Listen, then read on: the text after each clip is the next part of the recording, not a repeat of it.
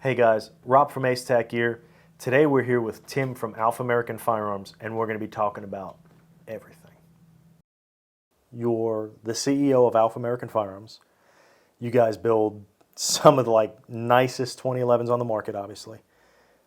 Where are you guys at as a company? You know, what are you guys doing right now? What's the future look like for Alpha American for the people that don't know you yet? So we're brand new. We've only been around about a year now. It's myself and Roy Campbell, and yeah, Roy Campbell. Roy Campbell. He's from Wilson Combat. He was in the super grade section. He's Okay. a friend of mine. I met him. He was one of the first people I met when I came back home from the Marine Corps, and I was working at Wilson Combat, and yeah, me and Roy kind of hit it off and just been friends ever since. And yeah, I mean, we wanted something that was new, but still kind of old school-ish a little bit, trying to blend those two worlds together. So when you say you met him, were you guys working at Wilson Combat together? Were you working at Nighthawk at this point? Yeah, we were working at Wilson Combat together. Okay. How long did you guys work together? About a year. Okay, that's cool. That's cool. So basically, just long enough for you to realize that Roy's a good gunsmith. Down the road, obviously, at this point, do you have any aspirations, any idea that you're going to start Alpha American Firearms? No, not at the time.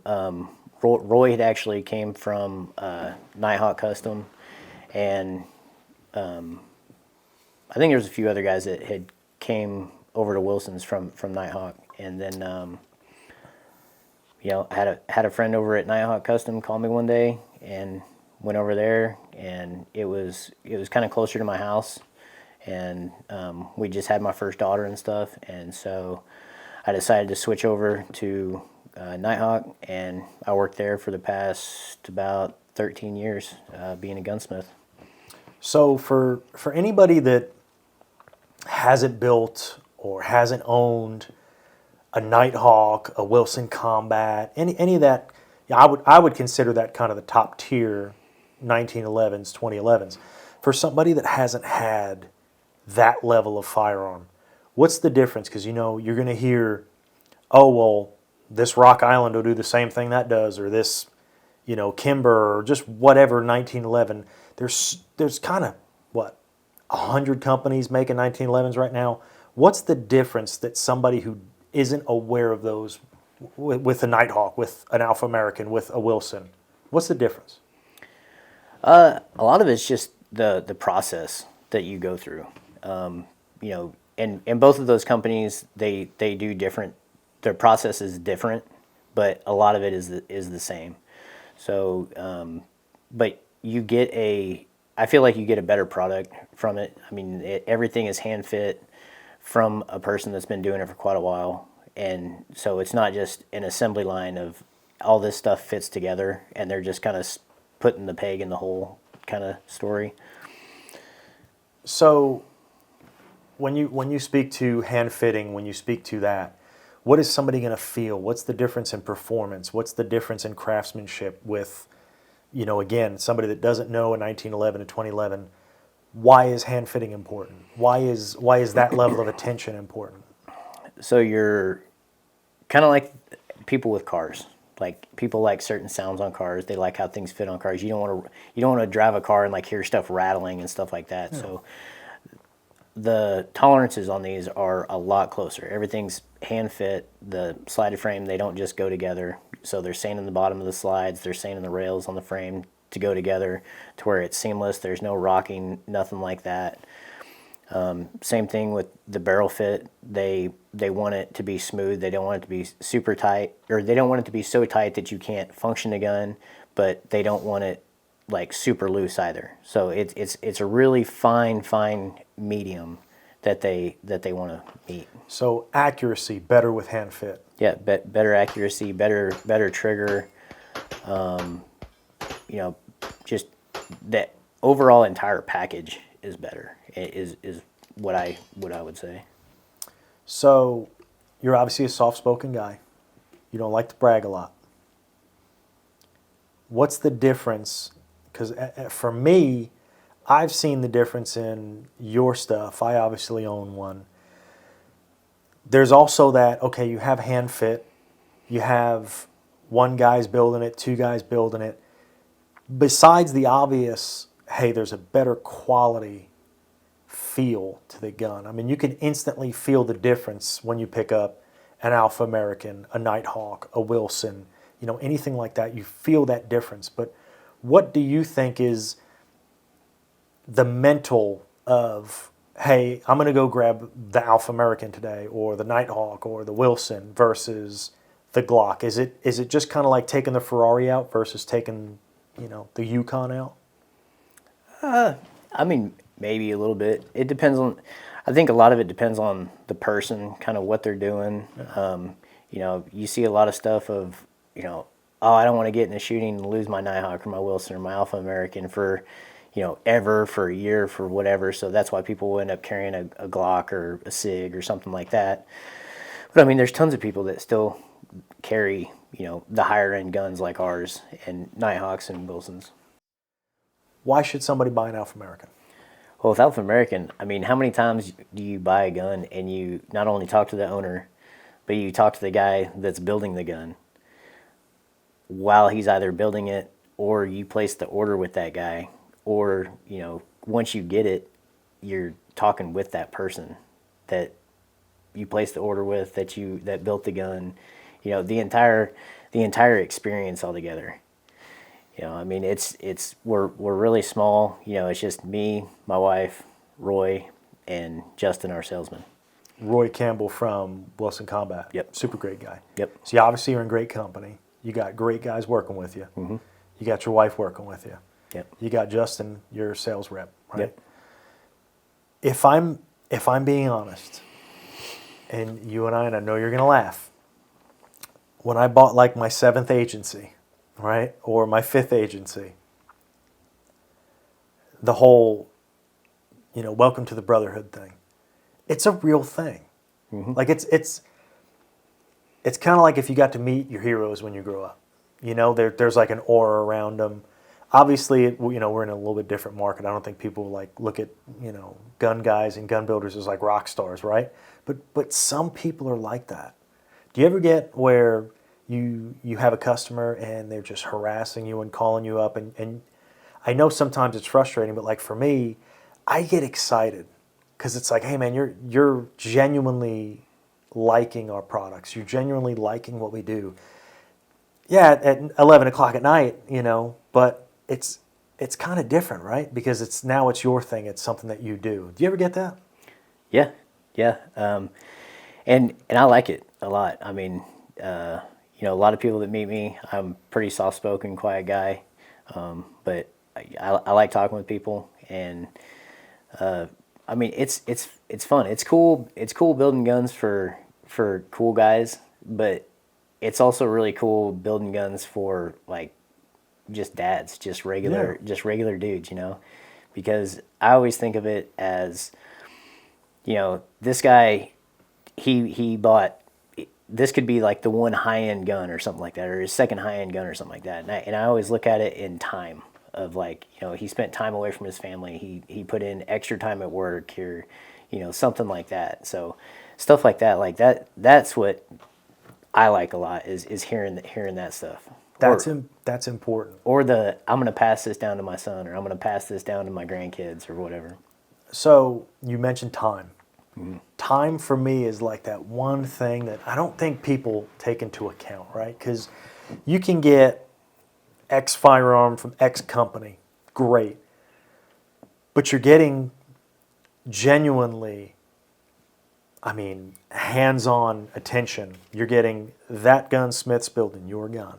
You're getting the time away from his family. You're getting the time away from his friends. You're getting time away from his hobbies. You're getting that dedication.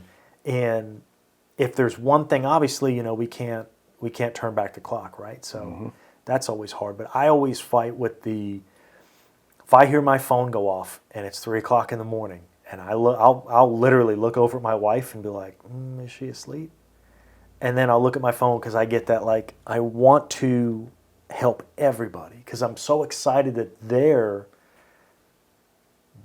interested in us. They're participating, and I feel like in 2024, you almost have to fight way harder in this industry to get sales, to get customers. Like it's a little convoluted, right? So for me, it's hard to turn off and not realize, hey, it's 3 o'clock in the morning. Your wife's next to you. If you reach over and grab your phone, gloves are off. Like she can slap you in the face and it's perfectly okay because now you're on her time. But the time thing, I feel like most people get away from. They don't really think about that.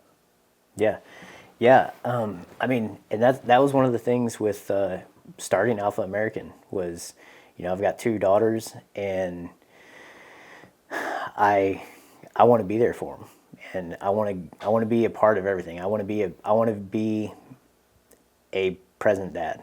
I don't want to be the dad that's always working overtime, or when I am home I'm asleep, or when I'm home I'm doing something else, doing another work or something like that. So yeah, I mean, we try to do work when they're at school and stuff, and yeah, I mean, there's times when I obviously have to work when they come home, but for the most part, like when they get home, if we're not doing anything and I'm answering emails or messages on whatever social media and stuff like that, but if my kids or my wife or anybody comes up to me, it has been hard to train myself to do this, but I'll block the phone, put the phone down, and so that they have all your focus, because that's all they want. That's all any of them want is they want you.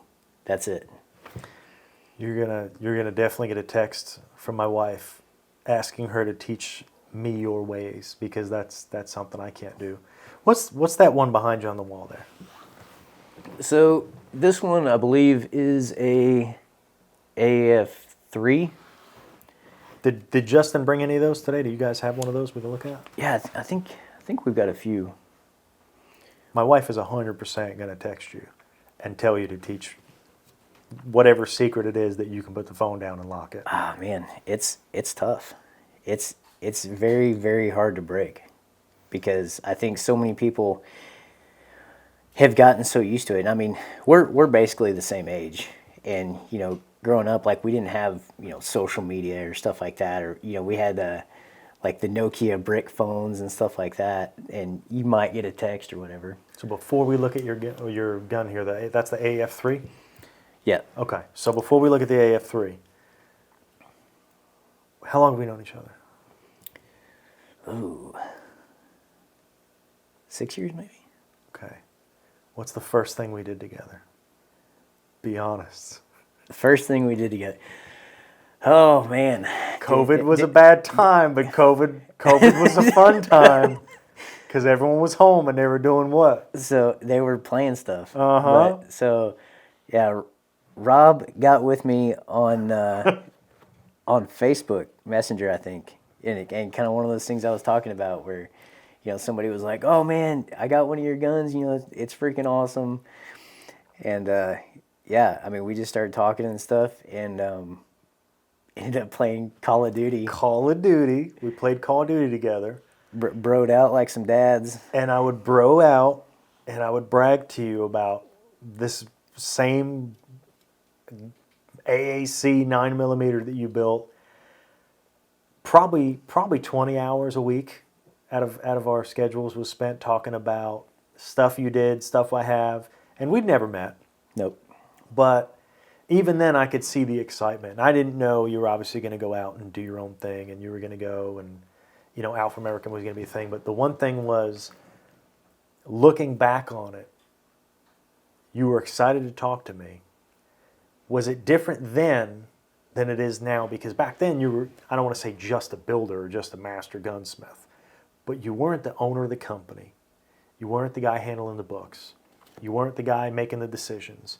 You were a gunsmith, so you probably were kind of closed off to some of that. Because I'm sure, the other firearms companies out there, they've got guys to answer those questions. So was I one of the first guys? Did you bro down with anyone else play Call of Duty? Like, did you cheat on me? No. Okay. Nope. You were the only one.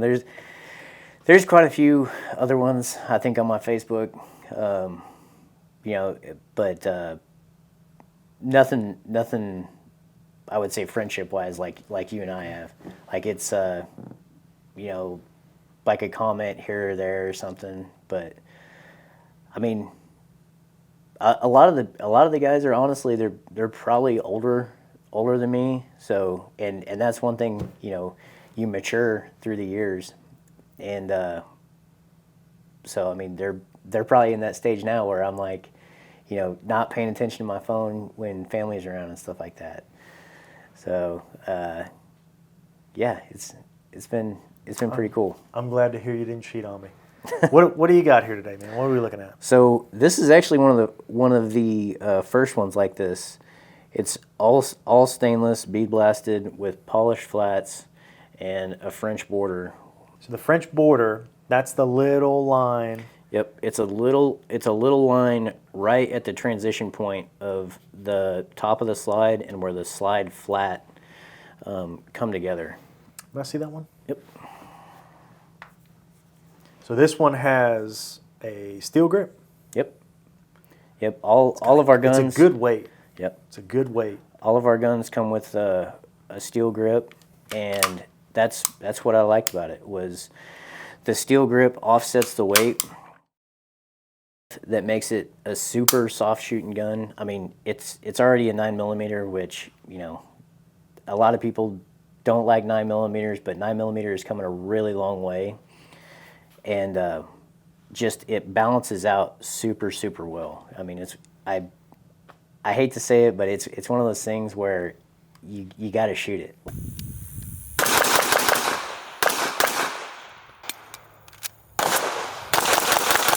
Like, you're going to shoot it, and then you're going to be like one of those kids giggling as you're shooting it. So it's kind of like when you have that stock Camaro or that stock Honda Civic, and then somebody with something actually really fast shows you what really fast is versus, no, man, I got this. This is great. And then all of a sudden your buddy shows up in a Hellcat or something. Yep. Yeah. Okay. That makes sense. Sometimes the buddy in the Hellcat just picks you up from the airport or something. You know? I don't know who that is. That's a story for another day. Scares somebody after they pick you up in the airport. Maybe a little bit. Yeah, scares. Because they can't get their seatbelt on or something like that, yeah. The fluted barrel. Is that something you guys are doing now? Yep. Okay. We just started bringing that out. We've got some other stuff in the works coming out. We've got a red dot option coming out that my friends over at Nighthawk are helping me with. I think that's a great system.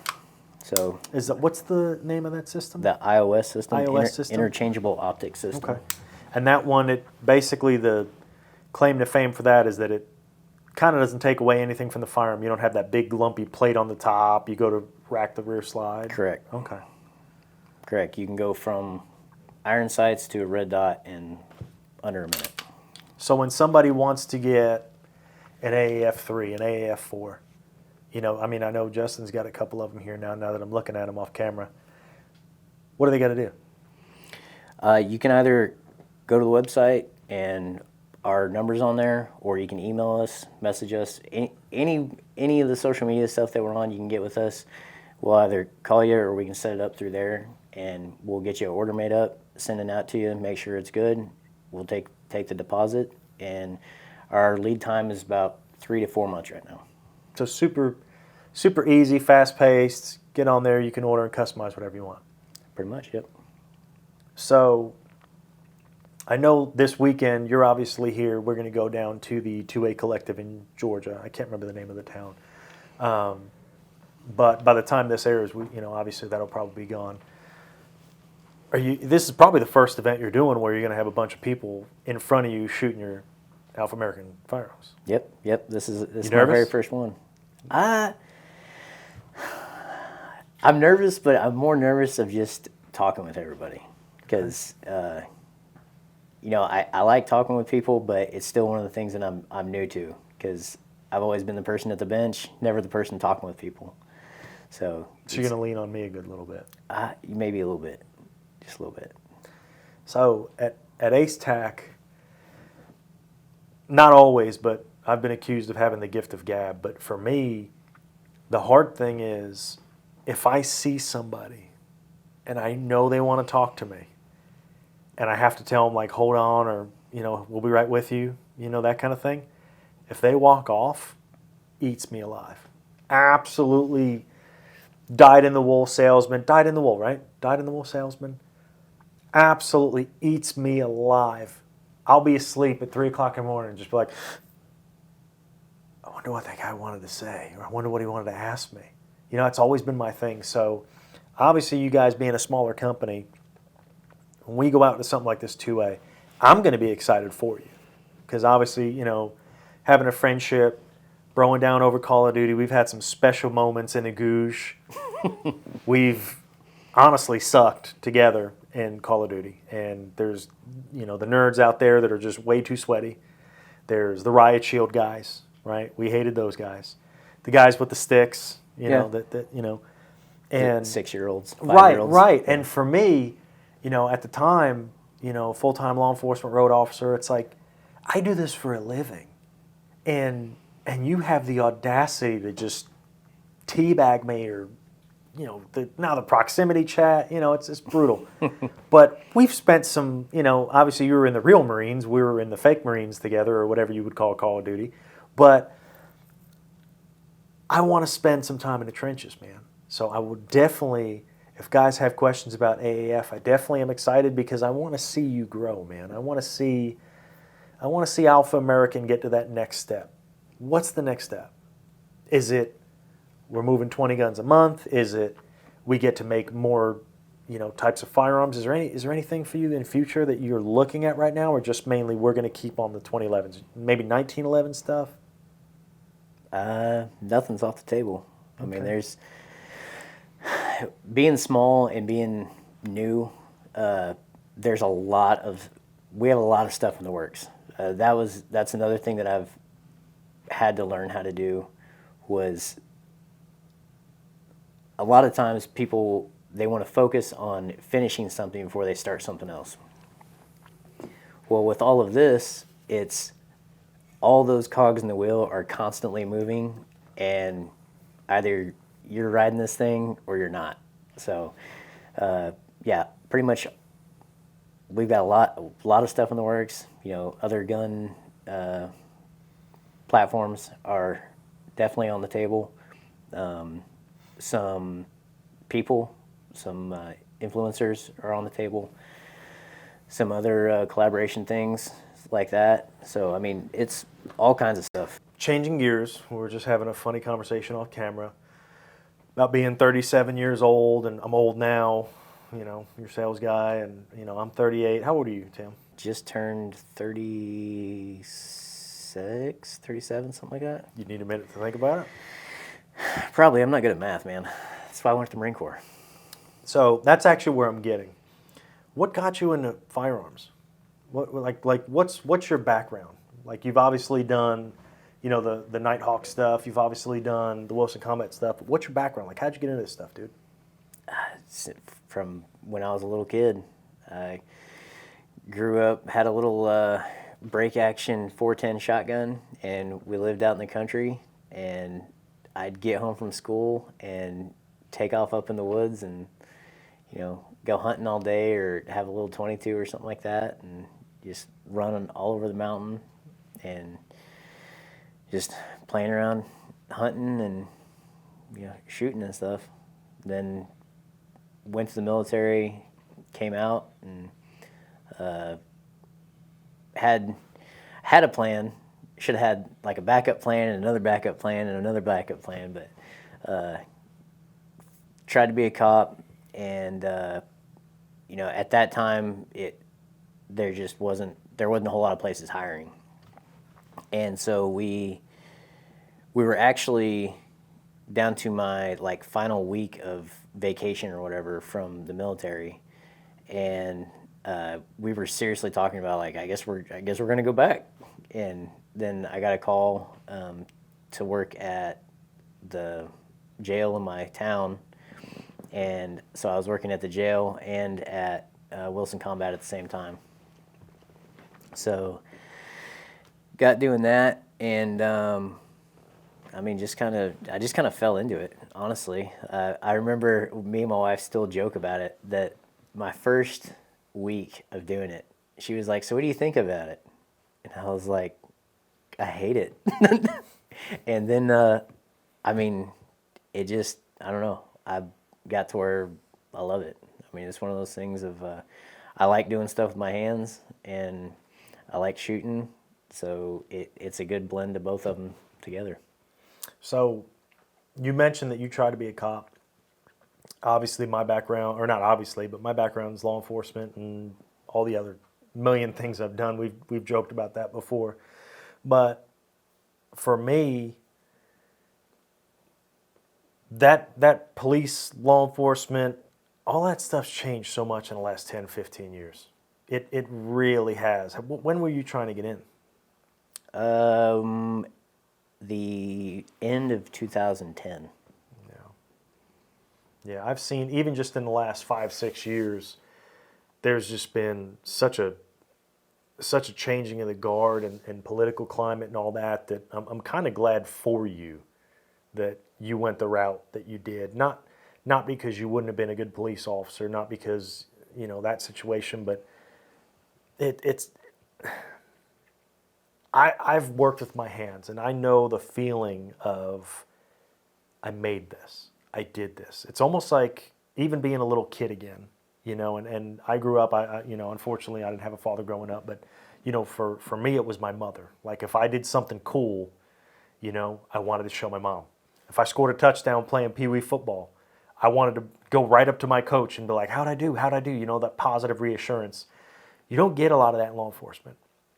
There's a lot of like, oh, good job, or oh, thank you for your service. You don't get that. But working with your hands, for me, working on engines, building race motors, that kind of stuff, there you can get that gratification that I don't feel like you get that same gratification anywhere else. Yeah, I mean, it definitely is something special. And I grew up somewhat similar. My parents were split up, and so I stayed with my mom the majority of the time. But my uncle, he was around. He was a cop. A lot of our friends were cops and stuff like that. So I think that kind of is what drew me to that. But at the same time, I mean, we were always working on cars, or I mean, we were always doing something. And then in the summers, I would go to my dad's. And my dad, he's a machinist and stuff, and so he would show me how to do stuff on machines, and like, I'd build forts and stuff like that, and tear up my go-kart or tear up my dirt bike, and dad'd have to, when I was littler, my dad would have to fix it, and then it got to where, oh hey, I'm going to show you how to fix it. So then I didn't want to tear things up as much, because then I had to fix it.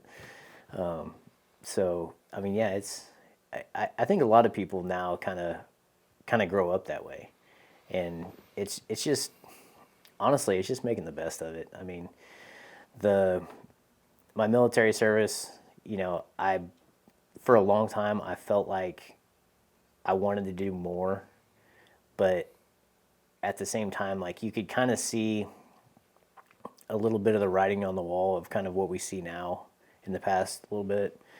And I don't really want to get into any of that nonsense. It gets enough, publicity or whatever we want to call it. But it took me a long time to get past that stuff. And, I served with a lot of really awesome people, and who, they were there for me when I was in, and then they've continued being there when I was out. And we talk, and it took a long time to get past that. And I mean, like I said, I got out in 2010, and I would say just in the past, 3-4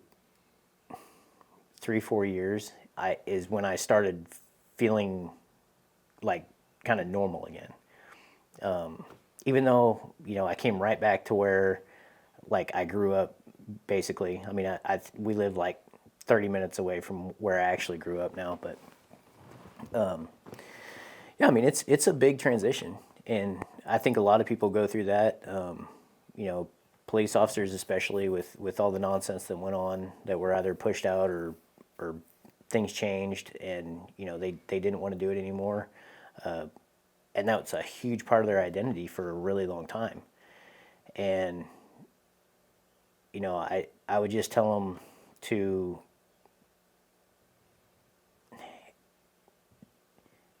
not suck it up. Like I don't want it to come out like that, but I want it to be more of a like a turning the page. Like, hey, there's probably something better for you.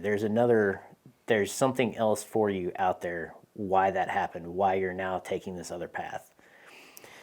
And so just try not to dwell on it for a super long time. Everybody's going to dwell on something, but don't make it days. Like, give yourself a few minutes to think about it, and then focus on that new goal. I feel like the dwelling on it, like that's just something dudes do. Like, we talked about, again, all the stuff I used to do in the past, and I feel like the most motivated, driven people can't look in the mirror half the time, because once the phones are away, once the tools are out of your hand, once the wife's not talking to you about this or talking about that, and it's just you and your thoughts, I feel like we go to a place where there's always, for me, it's you failed at this, you failed at this, you failed at this, and it might not even be a failure, but it's like you didn't reach the top tier. You didn't reach the pinnacle of success. So for me, when I look at, firearms, the 2A industry, what we do at AceTac, what you do at Alpha American, you can go out there and go to the shooting range, watch a video on YouTube, go train. Go out there, watch a video on YouTube, work on this. Go out there, watch a video on YouTube. You could be at work, taking your 3 p.m. poop, you know what I mean? Take my little 5-10 minute break, browse on Instagram, whatever you're doing, and take a moment and kind of immerse yourself in that. But the culture of, to me, I don't want to say, masculinity and all the stuff that's happening in the world right now. We've all talked about that. There's different strokes for different folks, but the biggest thing that excites me about social media is that you have instant access to everything, and you can kind of pick and choose what you want to improve so much easier now. But at the same time, it's busy, and it just takes away from all your focus. So it's really a weird, you know what I mean? It's a weird state that the country's in 2024. Being 38, 36-ish, 37, whatever you think you are, I mean, it's a different world. Yeah. 15 years ago, none of us would think anything of what's going on today would even be 30 years from now. Yeah. 2000, go back to when we were in high school, right? What was the thing everyone always said? You're not always going to have a calculator on you. Mm-hmm. You got to learn math. You don't have to learn math. They lied to us, So it's almost like nowadays, for me, I always wonder what's the next thing, Yeah. Just evolving and teaching yourself as you're getting older, that it's okay to change jobs. It's okay to have, down days, and you talked about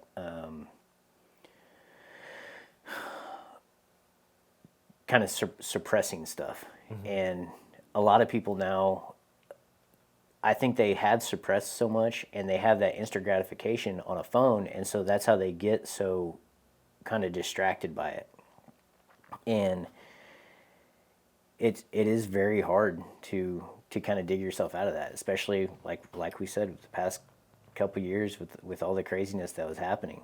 But there's a lot of cool people out there. I mean, I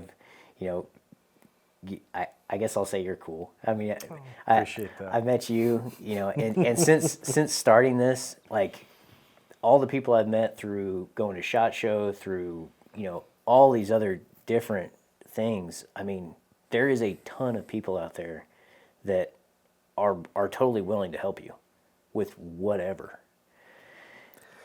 It's a good point, because coming from the NASCAR side of things and the music industry, it's definitely a very inclusive. Like, when you're in, you're in. Once people respect you in the 2A space, you're in. And you've got all these companies and they kind of commingle and they do their own thing. But, we've obviously, this is our second year at SHOT Show.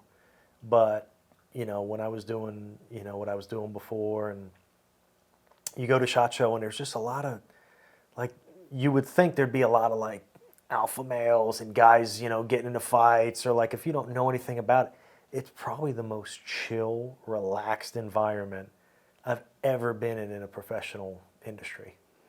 Like, SHOT Show is mind-blowingly docile compared to what I thought it would be. I figured it would be a frat party with dude with guns, and it's just not. Like, the industry itself is very different. Yeah, I will say this past year being my first SHOT Show, I was definitely overwhelmed for sure. I mean, anybody out there who hasn't been to SHOT Show, like, it is insanely busy. Like, you can't imagine how many people are there. How many booths do you think there were this year? I have no idea. I mean, it feels like 1 million. I want to say I saw maybe the 40,000, 50,000, something like that. Somewhere around in there, I think. I don't know. I mean, it's spread out everywhere. There's multiple floors. I mean, there's just booth after booth after booth after booth. I mean, it is a super cool event. I mean, it's awesome to go to. And because, like I was saying, you get to meet a lot of cool people. And Christian Craighead was there. Remember? Yeah. The old, I tackled him in the hallway. Obi-Wan. Yeah, I tackled him in the hallway. I was like, "Hey, Christian, I respect what you do," and he just kind of gave me a. it was cool. It was cool to meet Christian. Yeah, I got to meet Cody Alford. Okay. When I was there, Cody Alford, Yep. MARSOC Marine, and legit. Yeah, I mean, legit. Cool dude. And it's nice when you meet those people, and because a lot of times you see the social media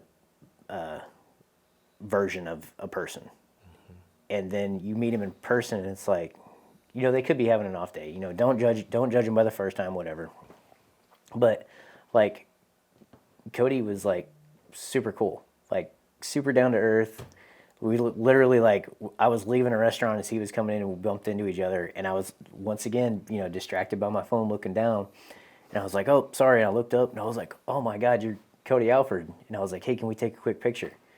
And I mean, there's a lot of people like that. I mean, and yeah, I would expect, the whole alpha thing out there, but there's no need for it, man. No. I mean, you don't need to chest pound. You don't need to do any of that stuff. Like, just, if you're doing good, just be you. That's all I can advice I could give. I think the thing that horrifies and haunts me the most at SHOT Show is you don't know who you're not talking to, and you don't know who you don't recognize, because you and I both know.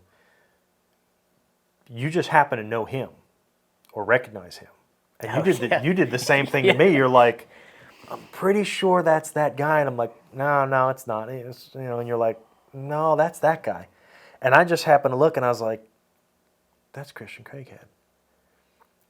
But there's like 1,000 of them there. Mm-hmm. Not him, but like, you got Chris Costa walking down the hallway. You got Travis Haley. Hey, there's Travis Haley right there. You got there's Christian Craighead. Mm-hmm. It's just, there's so many people. Like, I ran into YouTubers that, I listened to, and I'm not going to say who. Actually, no, Brass Facts, 100%. Him and Hoplifile. I think I'm saying his name right. Even Adam was like, I don't know if, but I ran up to him, and I said, "Dude," and we talked before this, but I said, "Dude, I just want to say, Hop, your voice is the most relaxing thing when I'm in the sauna at the gym." And this is the first time I ever spoke to him. He was just like, "Thank you, man." It's like I'm running up to a dude and going, "Hey, man, I really appreciate talking to you in the sauna," like, or listening to you in the sauna. But it's so wild, the dichotomy of people that you have at that show. Mm-hmm. And then you see some people and you're like, "That dude's into guns?" Or why is that dude here? Mm-hmm. It's such a big show. So next year, are you thinking about doing a booth at SHOT Show, or is that something that's on your radar? It's possible. I mean, being small, like I said, there's 4 of us, so there's only so much stuff you can do, especially when you have kids. Like me and my wife both can't go out there. One of us has to stay back with the kids, and a lot of the times that ends up being her, and she's a trooper for it. I mean, it is a team effort, but sometimes it's you just got to do what you got to do, and it's a short little stint of doing things. But yeah, I mean, it's definitely on the table for trying to get out there and get that done. Okay. I'm going to ask you 5 rapid-fire questions before we close out, okay? All right. What's the coolest gun I showed you today that I own? Ooh. Probably the Carolina Arms one. Did not expect that one. Are you being serious? The Carolina Arms, well... Over the agencies? I break stuff... Over the agency? Plural. Yeah, it's definitely plural. Like, we're getting you signed up in some classes and stuff. We're going to get you some therapy for that and stuff. So, I don't know, man. I mean... Okay. On looks, I would have to say the Carolina Arms. Told you it was cool. Because it's kind of a one-off thing. See, that's nobody in Cameraland or YouTube, for the 5 people that watch this video. Yeah. Nobody knows that I gave you immortal hell while we were getting murked in Call of Duty about how cool this gun was. And you were like, no. I was like, no, my father-in-law loves this gun. It's really, really cool. And you're like, no. I'm very happy. Yeah. Question 2. Coolest gun you own? Oh, man. Coolest gun I own. Sentimental or cool factor? That's a tough one. Dude, you don't own 1,000 guns. Let's be realistic. Gotta have one. I mean, like 999. You gotta have one. There's gotta be one that you really, really like. So I really like the Flux Raider. I know I've been talking to you about it, but I think it's really cool. Everything? Probably. I've got a revolver from my grandpa. That one's pretty cool. It's pretty much the only revolver I own. So. Fair. Gunsmith or person in the 2A industry you look up to? Ooh. So that's a loaded one, man. It could be. I kind of got a couple here. You got one. It's 5 questions. Man. You got one. So I'm probably going to say, I'm going to go with Gunsmith. But I'm going to split it between... Don't do it. I got to split it between 2 guys. I got to split it between 2 Okay. guys. Two different things. Okay. One is Jason Burton. Okay. Just because I think he does awesome work, and he's just done, watching him and stuff, everything he does is classy. Like the stuff he posts, like the way he talks, the way he does everything, like he is a professional through and through. Mm-hmm. So and I really respect that.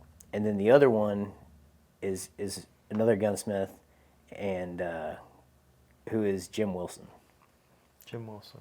Yep, a guy you never heard of. I was going to say, I've never heard of Jim Wilson. Yeah. Okay. Question number 4. This is a big one. Who was better at Call of Duty, me or you? You serious? I'll give it to you, I guess. What was your KD?